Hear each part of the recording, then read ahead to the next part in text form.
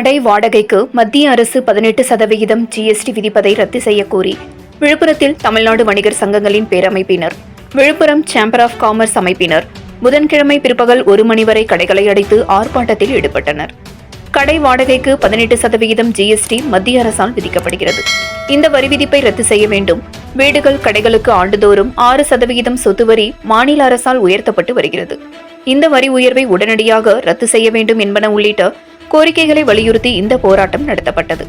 இதையொட்டி விழுப்புரம் நகரத்தில் உள்ள கடைகள் புதன்கிழமை காலை 6 மணி முதல் பிற்பகல் 1 மணி வரை அடைக்கப்பட்டன.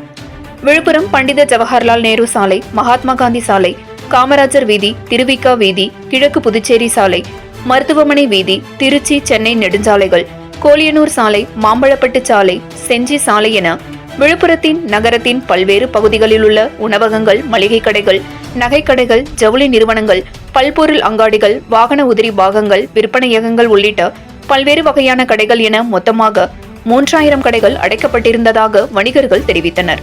இந்த கோரிக்கைகளை வலியுறுத்தி விழுப்புரம் நகராட்சி திடல் பகுதியில் ஆர்ப்பாட்டம் நடைபெற்றது.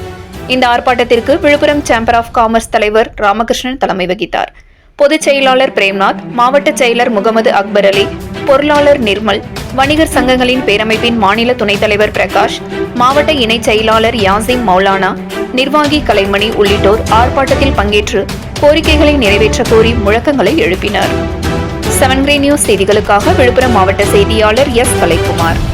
பெறவில்லை என்றால் மேற்கொண்டு நடவடிக்கைகளை மாநில சங்கம் எடுக்கக்கூடிய அத்தனை நடவடிக்கைக்கும் இந்த விழுப்புரம் மாவட்ட சங்கமும் ஒத்துழைப்பு கொடுக்கும் என்பதை இந்த நேரத்திலே தெரிவித்துக் கொள்கிறோம்.